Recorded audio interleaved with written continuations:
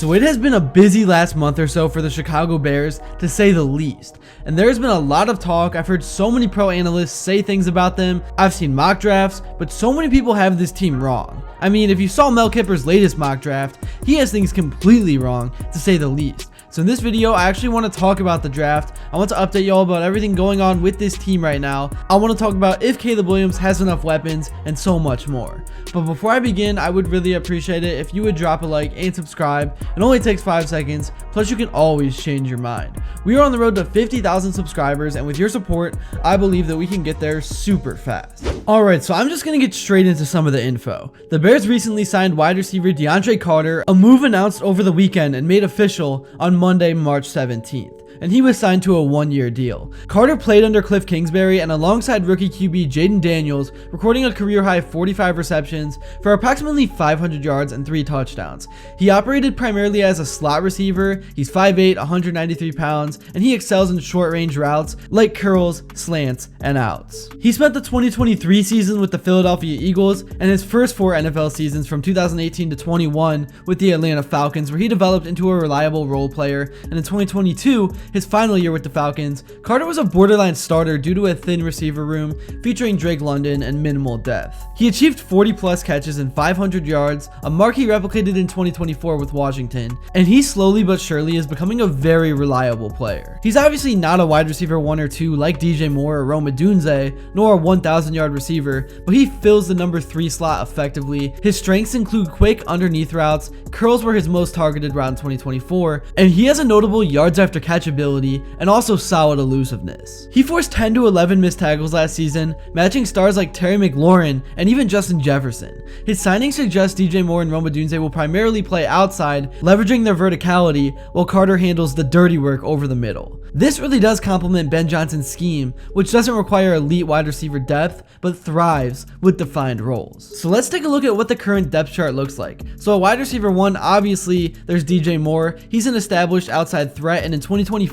he had 98 receptions for 966 yards. He averaged almost 10 yards per reception and had 6 touchdowns as well. Was a little bit of a down year from 2023, but I still think he's a very reliable receiver, and he is still good enough to be a number 1 guy. Rome Odunze will of course be behind him, filling the wide receiver 2 role. He was a rookie last year and still has a ton of vertical potential. He had 734 yards and 3 touchdowns, and he actually averaged 13.6 yards per catch, which was slightly above what DJ Moore did, and he had 54 receptions. I think he's going to break out this season. He's already got a year of experience with Caleb Williams. I think this is the year, so watch out for him. If you're a fantasy player, I would definitely recommend taking him if he's available at good value. I think 2025 is going to be a great year for Rome Odunze.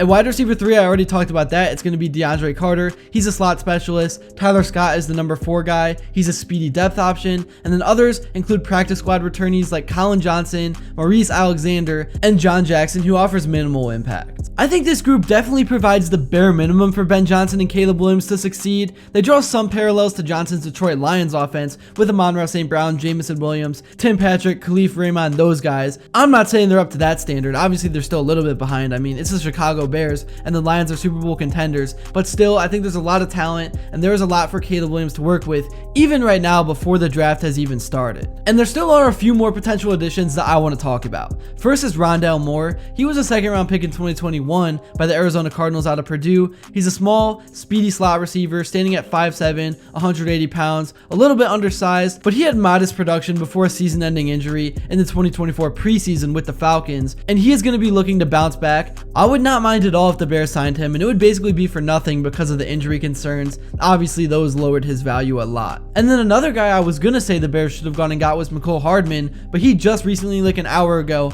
signed with the Packers, so that is of course no longer an option. But let me know who else you would like to see the Bears sign in the comments below. Obviously, I know it's not going to be anyone huge, but already I still like this group, as I mentioned, but it's never a bad thing to add more depth. There's still guys like Josh Reynolds and Devin Duvernay available. He's an ex-Jag with Bears passing coordinator Press Taylor, and he was a Pro Bowl returner from 2021 and 2022. He definitely was limited offensively. He He had 11 catches and 79 yards. Let me know what you guys think about him in the comments below. Anyways, moving down the depth chart and looking at tight end, Cole Kmet will be the clear starting tight end. He's definitely reliable, but then there's some other guys below him like Steven Carlson, an undrafted returnee from 2024 training camp. He's probably going to make minimal impact in 2025, but I mean, if Cole Kmet got injured or something, he definitely could step up. Durham Smythe was a free agent signing from the Miami Dolphins. He had 35 catches for 366 yards in 2023 with Ben Johnson, so he has those ties, but he dropped to 9 catches for just 53 yards in 2024. I guess I'm a little worried about the tight end position because there's not much there. I do like Cole Kmet, but outside of him, there's really not that much. But still, it's not like this is a unit that's going to hurt them. I just think the Bears are about league average here. In terms of the running back room, it's DeAndre Swift, Johnson, Travis Homer, and then Ian Wheeler, very similar to last year.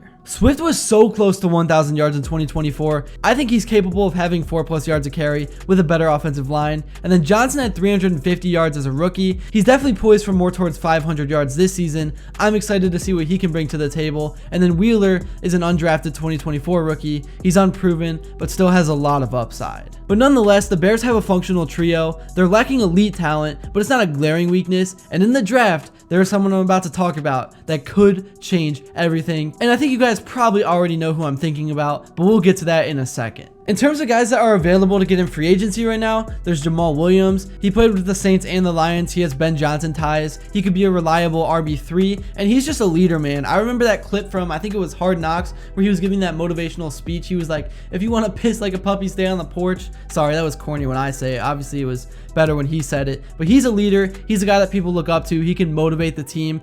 Obviously, he's a bit older, so he's not going to bring like production, but still experience in the locker room is super valuable. And then other guys in that include Chase Edmonds from the Bucks, Nick Chubb from the Browns. I really hope as a Browns fan that Cleveland and Andrew Berry doesn't let him go because I just love him so much. He is almost my identity as a Browns fan. He's one of the only likable guys on the team, but I will say after the injury, he has not been the same. And business is business. I get it. It's the NFL. You can't just keep people just because of the emotional ties. But if Nick Chubb is a realistic option, I think the Bears should definitely bring him in to be that running back number 2. But then in the draft, man, there is so many good options. I think Ashton Jeanty is going to be generational. I think he could be like a Saquon Barkley type of name. I watched him so much at Boise State. He's a good guy, great player, wants what's best for the team, and he just bounces off tackles like no one I've ever seen.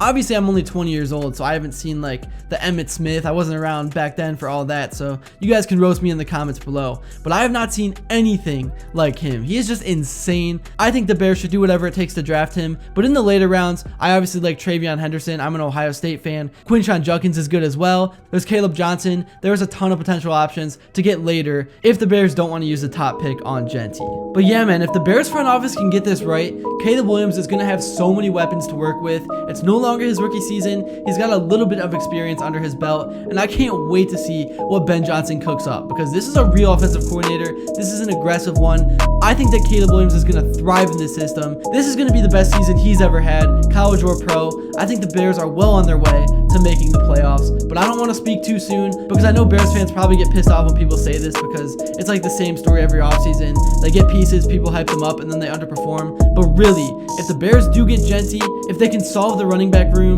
get the offensive line cleaned up, man, this team is going to be good.